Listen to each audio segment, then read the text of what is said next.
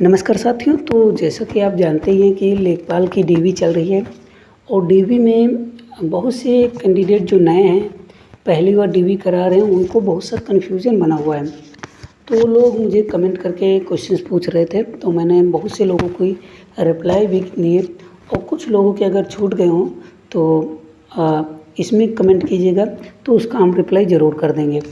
हालाँकि मेरी कोशिश यही रहती है कि आप सभी के जो भी कमेंट आएँ उनका हम रिप्लाई करें और कोई भी कैंडिडेट जो जेन्युइन है और जेन्युइन क्वेश्चन पूछ रहा है उसका मैं रिप्लाई ज़रूर करूं। तो इस वीडियो में हम बात करने वाले ये पर्चा आप देख रहे होंगे। इस पर्चे में आपके सभी क्वेश्चंस लिखे हुए हैं। जो क्वेश्चंस आप लोग पूछे हुए हैं कमेंट बॉक्स में, वो सभी क्वेश्चंस का एनालिसिस यहाँ पे मिलने वाला है और हर क्वेश्चन में मुझे लगता है कि जो भी डाउट हैं सब क्लियर कर देंगे हम। अगर उसके बाद भी कोई डाउट रह जाता है तो कमेंट कर दीजिएगा और हाँ, वीडियो को पूरा देखिएगा। स्किप करके अगर देखेंगे तो निश्चित रूप से नुकसान उठाना पड़ जाएगा, क्योंकि अगर आप कोई चीज़ देखते हैं और आधी अधूरी चीज़ देखते हैं तो उसको सही से समझ नहीं पाएंगे। तो आधा अधूरा ज्ञान जो होता है बहुत ही नुकसानदायक होता है। इसलिए कोशिश करें कि वीडियो को पूरा देखें। अगर ज़्यादा टाइम नहीं है तो आप इसको स्पीड बढ़ाकर भी देख सकते हैं। कोई लाइव तो है नहीं कि स्पीड नहीं बढ़ेगी, रिकॉर्डर का वीडियो है, आप आराम से इसमें जो है स्पीड बढ़ा के भी देख सकते हैं। तो आइए बात कर लेते हैं यहाँ पे जो क्वेश्चंस आपके हैं। यहाँ पे सबसे पहले बात आती है कि पहला क्वेश्चन पूछा गया है कि फॉर्म हम किस भाषा में भरें, क्योंकि वहाँ पे ऐसा कुछ मेंशन नहीं, केवल एक दो कॉलम में लिखा है कि इंग्लिश कैपिटल लेटर में लिखें और हिंदी में लिखें। दो कॉलम में नाम लिखने का आता है सिंपल, यही केवल बताया गया कि हिंदी में भरें और इंग्लिश में। बाकी कहीं पे यह मेंशन नहीं है कि किस भाषा में यहाँ पे फॉर्म भरना चाहिए। तो मैं यहाँ पे क्लियर कर दूँ, आप जिस भाषा में कंफर्टेबल हों, हिंदी या फिर इंग्लिश, दोनों भाषा में आप ये फॉर्म भर सकते हैं। और मैं यहाँ पे बता दूँ आपको, ये फॉर्म जो है जो आप भरेंगे, यही फॉर्म आपके सिलेक्शन के बाद आपके विभाग को भेजा जाएगा। ये जो आप आवेदन करते हैं वह फॉर्म कहीं नहीं जाता है, वह केवल आयोग के पास रहता है। और ये फॉर्म जो है इसमें जो आप भरेंगे यही विभाग को भेजा जाता है, ठीक है। और मैंने कुछ ऐसी चीज़ें फेस की हैं, तो इसलिए मैं आप लोगों को कोई ऐसी चीज़ नहीं बताऊंगा जो आपको नुकसान उठाना पड़े। सभी चीज़ें जेन्युइन होंगी और भरोसे के लायक होंगी। नेक्स्ट बात आती है कि हाई स्कूल और इंटरमीडिएट में नाम मिसमैच है। कुछ लोग कह रहे हैं हाई स्कूल में मेरा या मेरे पिता का या मेरी माता का नाम दूसरा है और इंटरमीडिएट में दूसरा नाम है, थोड़ा बहुत मिसमैच है या फिर ज़्यादा मिसमैच है, तो इसमें आप कन्फ्यूज ना हो। बिल्कुल नाम अगर मिसमैच है तो आपको एफिडेविट लगाना पड़ेगा, और हालांकि मान लेता है आयोग, और थोड़ा बहुत भी अगर मिसमैच है तब भी एफिडेविट से काम चल जाएगा। मगर अगर ज़्यादा मिसमैच है तो एफिडेविट लगाकर आपको मार्कशीट हाई स्कूल वाली सेम रखिएगा, इंटरमीडिएट और उसके ऊपर जो भी हैं मार्कशीट उसमें करेक्शन कराएं, क्योंकि हाई स्कूल प्रमाणित होती है, मतलब इसको सब जगह माना जाता है। इसी के आधार पे आवेदन होते हैं। कहीं भी आप आवेदन करेंगे वहाँ लिखा होगा कि हाई स्कूल के प्रमाण पत्र के आधार पे फिल करें। माता का नाम, पिता का नाम, आपका नाम, जन्मतिथि सब हाई स्कूल के मार्कशीट या फिर सर्टिफिकेट के आधार पे होना चाहिए। ऐसा होता है, इसीलिए प्रमाणित माना जाता है इसको। तो इसमें परेशान ना हो, कोई दिक्कत नहीं। अगर किसी के आय जात और निवास में भी ऐसी दिक्कत है तब भी कोई दिक्कत नहीं। अगर आपके पास टाइम है तो नया बनवा लीजिए, अगर नहीं टाइम है तो आप पुराना लगा सकते हैं, कोई दिक्कत वाली बात नहीं है। थोड़ा बहुत अगर मिसमैच है। नेक्स्ट बात आती है एनओसी। बहुत से कैंडिडेट पूछ रहे हैं कि एनओसी मुझे देना होगा कि नहीं। मैं आपको बता दूं, आप जब आवेदन करते हैं किसी भी भर्ती में, तो आप अगर सरकारी विभाग में काम करते हैं तो आपको एनओसी लेनी होती है विभाग की तरफ से, ठीक है। अगर आप आवेदन करने के बाद गवर्नमेंट जॉब में सेलेक्ट होते हैं तब आप डीवी कराने जाते हैं तो आपको एनओसी अपने विभाग से लेनी होती है, वो मिल जाती है 2-4-10 दिन में आ जाती है एनओसी। तो यहाँ पे कुछ लोग कह रहे हैं कि एनओसी ज़रूरी है। एनओसी ज़रूरी नहीं होती है, मैं आपको क्लियर कर दूँ। यहाँ पे आपको पूरा डिटेल भरना होगा कि आप किस पद पे हैं, किस विभाग में हैं। अगर सरकारी हैं तभी भरें, प्राइवेट हैं तो न भरने की कोई ज़रूरत नहीं है। प्राइवेट में रिज़ाइन करके, क्योंकि एक होता है कि रिज़ाइनेशन होता है जिसमें कि टेक्निकल रिज़ाइनेशन बोलते हैं उसको। उसमें आप उस सर्विस को छोड़ के नई सर्विस में आते हैं।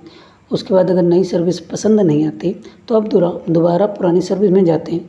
इसीलिए एनओसी मांगा जाता है कि एनओसी के आधार पे अगर जिन लोगों को रिज़ाइन देना है तो टेक्निकल रिज़ाइनेशन मिल सकता है। बाकी लोगों को टेक्निकल रिज़ाइनेशन मिलने में थोड़ा दिक्कतें होती हैं, ठीक है। टेक्निकल रिज़ाइनेशन नहीं मिलेगा, रिज़ाइन नहीं कर पाएंगे। उनको अगर जॉब से रिज़ाइन कर रहे हैं तो जॉब बिल्कुल गई, दोबारा उसमें कभी नहीं जा सकते, ठीक है। तो ये दिक्कतें होती हैं, इसलिए एनओसी का अगर आप एनओसी बनवा लेते तो अच्छी बात है। नेक्स्ट बात आती है एनओसी कब दें। एनओसी आपको अभी नहीं देनी है। अगर मांगा जाता विभाग की तरफ से तो आप ना दें, ठीक है। केवल आप फिल कर दें, उनको बता दीजिएगा कि एनओसी हम उपलब्ध करा देंगे। प्रोविजनल फॉर्म हो तो उसमें आप भर दीजिए। ये भी सुविधा होती है आयोग के पास, और टाइम भी आपको देंगे। आप 2-3 महीने, नवंबर तक डीवी चलनी है तो नवंबर में लास्ट तक आप आराम से एनओसी लेकर दे सकते हैं। तो इसलिए कन्फ्यूज़न ना हो बिल्कुल। अब कुछ लोग कह रहे थे ट्रिपल सी और ग्रेजुएशन, कुछ लोग कह रहे ट्रिपल सी ज़रूरी है क्या। तो ट्रिपल सी का कोई यहाँ पे रोल नहीं था, तो ट्रिपल सी ज़रूरी है नहीं। और ग्रेजुएशन अगर आप चाहें, मार्कशीट आपके पास सर्टिफिकेट है तो आप लगा सकते हैं, और डिग्री सर्टिफिकेट होगा तभी वहाँ पे लग सकता है। मार्कशीट की अहमियत नहीं है, ठीक है। हर शैक्षिक प्रमाण पत्र होने चाहिए, केवल मार्कशीट के आधार पे यहाँ पे डीवी नहीं होगी। सर्टिफिकेट होने बहुत ज़रूरी हैं, चाहे वो ग्रेजुएशन के हो, चाहे इंटरमीडिएट या फिर हाई स्कूल के हों, ये सब ज़रूरी हैं। और डिग्री वाले सर्टिफिकेट लगाएं या फिर ना, अगर नहीं उपलब्ध है तो ना लगाएं, क्योंकि इंटरमीडिएट की वैकेंसी है तो कोई ख़ास फ़र्क नहीं पड़ेगा। अब फीमेल का जाति और निवास प्रमाण पत्र, फीमेल अगर शादीशुदा नहीं है, अपने पिता या माता के साथ रहते हैं, माता पिता के साथ, तो सिंपल उनका जाति और निवास सब सेम होगा, पिता और माता वाला। जबकि उनकी जो शादी हो जाती है, शादी के बाद दिक्कत होती है। शादी के बाद साफ मेंशन है आयोग की नोटिफिकेशन में जो लेखपाल की आई थी, उसमें कहा गया है कि फीमेल की जात जो है वो पिता के पक्ष से मानी जाएगी। मतलब पिता की जो जात है वही जात प्रमाण पत्र आपका बनेगा। तो ये ना समझें कि आप पति के यहाँ हैं तो जात बदल जाएगी। महिलाओं की जात नहीं बदलेगी, ध्यान रखिएगा। आपके बच्चे जब होंगे तो वो पुरुष जो होगा, आपका हस्बैंड, उसकी जात उस बच्चे को मिलेगी, ठीक है। मगर आप अगर सोचें कि आप किसी अन्य जात की हैं और किसी अन्य जात से शादी कर लेती हैं तो आपकी जात बदलेगी। तो जात पूरी एज, उम्र आपकी नहीं बदलती है, ध्यान रखिएगा। और निवास आप पति के यहाँ का लगा सकते हैं, तो इसमें कन्फ्यूजन नहीं होना चाहिए। नेक्स्ट बात कर लेते हैं, कुछ लोग ऐसे भी हैं जो लोग कह रहे थे बाइक खड़ी करने की जगह है कि नहीं। तो बहुत जगह है यार, बिल्डिंग बहुत बड़ी है, ठीक है, आराम से वहाँ पे जा सकते हैं, ठीक है। और आसपास बहुत जगह है, पार्क वगैरह भी छोटा मोटा बना है, देखे जगह। और स्कूल में प्रवेश की तिथि और छोड़ने की तिथि, ये फॉर्म में भरने को है, प्रवेश की तिथि और छोड़ने की तिथि। तो इसको अगर आपको नहीं पता है एग्जैक्ट डेट, मैक्सिमम लोगों को ये नहीं पता, तो आप केवल ईयर लिख कर छोड़ सकते हैं, ठीक है। ईयर लिख दीजिएगा, प्रवेश का ईयर और परीक्षा छोड़ने का ईयर, ठीक है। और पीएच की डीवी कब होगी, मैं आपको क्लियर कर दूं, पीएच की डीवी भी साथ ही चल रही है। पीएच की डीवी कोई अलग से नहीं है। जो लोग पीएच वाले कैंडिडेट सेलेक्ट हुए हैं उनसे संपर्क कर लीजिए, डीवी साथ ही चलेगी, कोई अलग से इनके लिए नोटिफिकेशन नहीं आने वाला। और करंट जॉब की सूचना फिल करें या नहीं, तो करंट जॉब की सूचना बिल्कुल आपको फिल करनी है, फॉर्म में फिल करना मैंडेटरी है, ठीक है। और कास्ट और निवास, कुछ लोग परेशान हैं, अदर स्टेट के हैं, तो वो कह रहे थे कि मेरा कास्ट, मुझे आरक्षण मिलेगा या नहीं। तो मैं आपको क्लियर कर दूं, आप किसी अदर स्टेट से हैं तो आपको कास्ट लगानी नहीं, निवास लगा सकते हैं। निवास 3 साल पुराना ना हो और लेटेस्ट होना चाहिए। अगर निवास नहीं है तो आधार लगा सकते हैं, निवास ज़रूरी नहीं होता है, ठीक है, वो पते के लिए होता है। अगर जाति प्रमाण पत्र लगाते हैं तब निवास ज़रूरी हो जाता है, ठीक है। और कब तक के मान्य है ये जाति और निवास? तो आवेदन जो हो रहे थे, जात जो है EWS को छोड़ के OBC SC ST कोई भी जाति हो, उनके जो सर्टिफिकेट हैं आवेदन की लास्ट डेट से पहले या बाद में, कभी आज की डेट से पहले भी हो, वो भी मान्य है। कोई भी ऐसी बाउंडेशन नहीं कि आपका जात कब का होना चाहिए। जाति लेटेस्ट भी लगा सकते हैं, अगर आपके पास पुरानी है लेके जाइएगा, ज़्यादा चांसेस हैं कि दोनों में से कोई भी एक ले लेंगे। मेरा तो नया वाला लिया गया था क्योंकि मैंने सामान्य वर्ग से फॉर्म भरा था। मैंने कहा था आरक्षण के लिए मैंने क्लेम नहीं किया है, तो उन्होंने कहा कोई भी लगा दीजिए, तो मैंने पुराना वाला जाति लगा दिया था। मैंने कहा हो सकता है आरक्षण का फ़ायदा मिल जाए, मगर लास्ट में मिला नहीं था, जनरल में ही क्वालिफाई किए थे। और EWS कब का मान्य, यह इम्पोर्टेंट है।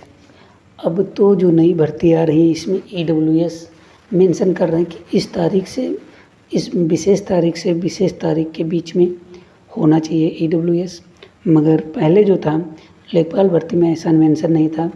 तो आवेदन की लास्ट तिथि से पहले का अगर है तो आप एलिजिबल हैं, और आवेदन की तिथि के लास्ट के बाद का अगर है तो आप एलिजिबल नहीं हैं, ध्यान रखिएगा। हालांकि आपकी DV हो जाएगी, प्रोविजनल के तौर पे सबमिट कर लिए जाएंगे फॉर्म। अगर जनरल में आप क्वालिफाई करते हैं तभी आपको सिलेक्शन मिलेगा, वरना प्रोविजनल के तौर पे EWS वाला रिजल्ट आएगा तो उसमें आप दोबारा DV कराने जाएंगे। अगर आप प्रमाणित कर देते हैं तो आप को आरक्षण का फ़ायदा मिल जाएगा, EWS का वरना नहीं मिलेगा। माता पिता के नाम में गलतियाँ, तो नाम में गलतियाँ अगर हाई स्कूल में भी हैं तो आपके लिए दिक्कत हो सकती है, मगर एफिडेविट से काम चल जाएगा। हालांकि ऐसा कोई बात है नहीं, ठीक है, एफिडेविट से काम चल जाएगा और प्रोविजनल भी भर दीजिएगा।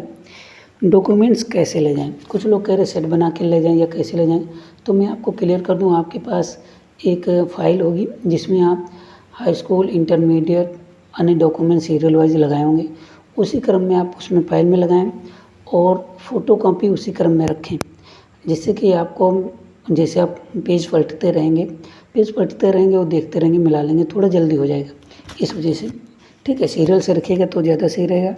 बाकी स्टेपलर वगैरह करने की ज़रूरत नहीं है, वहाँ पे सब अलग अलग कर दिए जाएंगे। ओरिजिनल मार्कशीट नहीं है, डुप्लीकेट है।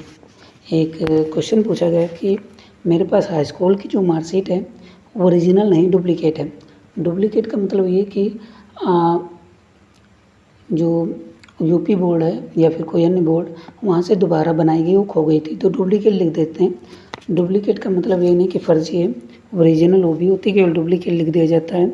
डुप्लीकेट का मतलब ये है कि ओरिजिनल वाली खो गई तो दूसरी दी गई है उसकी कॉपी, ठीक है, तो कॉपी होती है, तो वो भी मान्य है बराबर, कोई दिक्कत नहीं। तो और कुछ लोग क्वेश्चन पूछ रहे थे क्या ज़्यादा नंबर वाले कैंडिडेट पहले बुलाए जा रहे हैं, तो ऐसा कुछ नहीं है। सभी कैंडिडेट को रेंडमली सिलेक्ट किया गया है और रेंडमली रूप से यहाँ पे बुलाया गया है कैंडिडेट को, तो इसमें कोई कन्फ्यूज़न नहीं होना चाहिए कि हाँ ज़्यादा नंबर वाले पहले आ रहे हैं। आप जाएंगे अगर DV कराने तो आप देखेंगे कि कम नंबर वाले भी आपके साथ हैं, ज़्यादा नंबर वाले भी आपके साथ हैं। और ध्यान रखिएगा कोई ना रजिस्ट्रेशन नंबर, ना रोल नंबर, ना किसी भी तरह से मैच करेंगे, सब रैंडमली सिलेक्ट हुए हैं, तो इसमें कोई भी समानता नहीं मिलने वाली। एग्ज़ाम में बायोमेट्रिक नहीं हो, कुछ लोग कह रहे हैं कि मेरा एग्ज़ाम में बायोमेट्रिक नहीं हो। मैं आपको बता दूं मैक्सिमम सेंटर पे ऐसा देखने को मिला बायोमेट्रिक नहीं हुआ था, तो इसलिए घबराए ना। बायोमेट्रिक आपका DV में होता है, वो होगा और उससे कोई फ़र्क नहीं पड़ता। आप पास हैं तो इसका मतलब आप सक्सेस हैं, कोई आप में दिक्कतें नहीं हैं। जिन लोगों को 22 लोगों को हटाया गया था तो उन लोगों में दिक्कतें थी, उन्होंने नकल की थी इसलिए हटाया गया था, बाकी लोग सेफ़ हैं। DV वाले दिन DV ना करा पाएँ तो क्या करें, ठीक है। एक लास्ट क्वेश्चन है कि अगर DV वाले दिन हम DV के लिए ना पहुँचे तो क्या करें। तो DV वाले दिन अगर ना पहुँचे, किसी आवश्यक कार्य में व्यस्त हैं या कोई और दिक्कत है, तो आप आयोग को सूचना दें, प्रार्थना पत्र दें, उसमें आप मांग करें कि मुझे लास्ट में DV संपन्न होने के बाद अंतिम तिथि में मुझे डीवी कराने का अवसर दें और इस पे आयोग मान लेता है और यह अवसर आपको ज़रूर मिलेगा। ज़्यादातर कैंडिडेट के साथ ये दिक्कतें होती हैं, तो मान के चलिए बहुत से, आप ही नहीं, बहुत से कैंडिडेट ऐसे हैं जो डीवी उस तारीख में नहीं करा पाएंगे, तो उनको टाइम मिलता है और आराम से आप लास्ट डेट आपको मिल जाएगी, उस दिन आप जाके डीवी संपन्न करा सकते हैं। तो फाइनली मैं आपको अगर बताऊं तो डीवी आराम से कराइए, बहुत ही अच्छी जॉब है। और डीवी में कोई भी दिक्कतें अगर आएँ तो कमेंट कर दीजिएगा, मैं रिप्लाई कर दूँगा। और पूरा स्टाफ जो है आपकी मदद करेगा, ऐसा नहीं कि कोई वहाँ पे आपके लिए परेशानी का सबब बनेगा, कोई नहीं, सब फ्रेंडली होते हैं, कोई ऐसी बात नहीं है कि टेंशन हो। आराम से जाइए और डीवी कराइए। तो आप सभी लोगों के साथ हमारी शुभकामनाएँ हैं, अच्छे से डीवी कराएं और सिलेक्शन लें और राजस्व लेखपाल बनकर लोगों की मदद करें और सरकार की भी मदद करें। तो इस वीडियो में अभी के लिए इतना ही। नेक्स्ट वीडियो में मिलेंगे किसी इम्पोर्टेंट टॉपिक के साथ। तब तक के लिए नमस्कार, धन्यवाद, जय हिंद, जय भारत।